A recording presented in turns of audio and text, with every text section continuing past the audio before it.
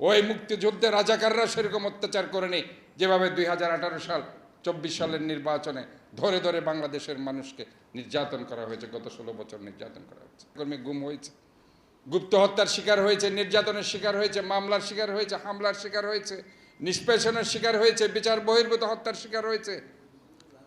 হাজার হাজার নেতাকর্মীর পরিবার ধ্বংস হয়ে গেছে, বাচ্চাকে দুধ দিতে পারে নাই, খাওয়াতে পারে নাই, বউ বাচ্চার সাথে ঈদ করতে পারে নাই, নির্ঘুম রাত কাটিয়েছে বাইরে। এরকম হাজার হাজার নেতাকর্মী আমি দেখেছি, আমার যাদেরকে জেলে আমি দেখেছি, আমি নিজে জেলে ছিলাম কয়েকবার। 18 সালের নির্বাচন আমরা দেখেছি কিভাবে ধরে ধরে ঘর থেকে মানুষকে ধরে নিয়ে গেছে। ওই মুক্তিযুদ্ধে রাজাকাররা সেরকম অত্যাচার করেনি যেভাবে 2018 সাল 24 সালের নির্বাচনে ধরে ধরে বাংলাদেশের মানুষকে নির্যাতন করা হয়েছে। গত 16 বছর নির্যাতন করা হয়েছে।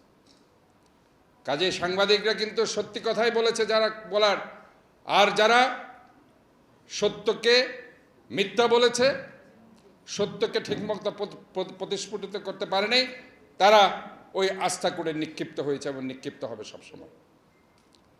এবং আমাদেরকে এই কথা বলতে হবে যে আজকে অনেক সাংবাদিক সেই সময় আমি দেখেছি, যে আজকে হয়তো বলা হচ্ছে যে কিছু কিছু সাংবাদিক সেই সময় কিন্তু লড়াই করেছে।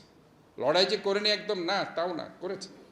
আমি নিজে 2018 সালে যখন গাজী টিভিতে একটা সাক্ষাৎকার দিতে গেলাম 21শে আগস্টের গ্রেনেড হামলা, সেখানে তারেক রহমানকে যখন ঢুকানো হলো, জড়ানো হলো, সেখানে আমি যখন হিস্ট্রিটা বললাম যে 21শে আগস্টের গ্রেনেড হামলায় যে মুফতি হান্নানকে যে মেরে ফেললো, তারা একমাত্র সাক্ষী, তাকে কেন মেরে ফেললো, হঠাৎ করে কেন ওই বঙ্গবন্ধু এভিনিউতে তারা সমাবেশটা করতে গেল।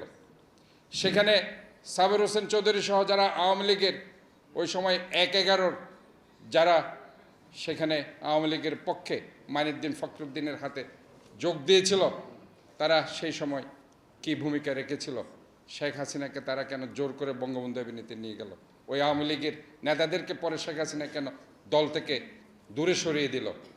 এই কথাগুলো যখন আমি বললাম যে এটা ওই 21শে আগস্টের গ্রেনেড হামলা, সেটা -2 ফর্মুলার একটি অনেক সুদূর প্রসারী পরিকল্পনা ছিল, এই কথাটা বলার সাথে সাথে ওই গাজী টিভির নিশান এখনও আছে, তাকে ধরে নিয়ে গেল ডিজিএফআই, বলে যে এই ডাক্তার সাদাতকে কেন নিয়ে আসে, কেন তোমরা এই ধরনের তাকে দিয়ে টক শো করলা।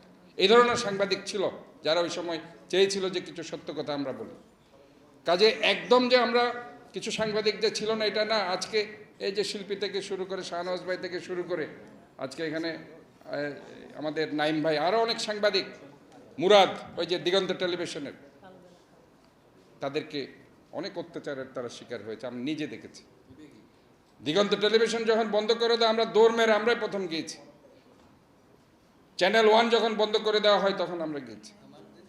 আমার দেশ পত্রিকা যখন বন্ধ করে দেওয়া হয় তখন আমরা গেছি। আমার দেশ পত্রিকা -2 ফর্মুলা যখন বাস্তবায়ন করছিল, এই কচিবাইয়ের অবদান অনস্বীকার্য। সেদিন ওই অফিস এবং এনটিভির ওইখানে যে অফিসটা ছিল, সেখানে প্রধান অফিস হিসাবে সেখানে কার্যকর ভূমিকা রেখেছিল, এবং ওই শাহনওয়াজ ভাই সেখানে একটা কার্যকর ভূমিকা সেই সময় রেখেছিল। আমরা ওনাদেরকে ধন্যবাদ জানাই। কাজে সাংবাদিকরা কিন্তু অনেক সাহসী।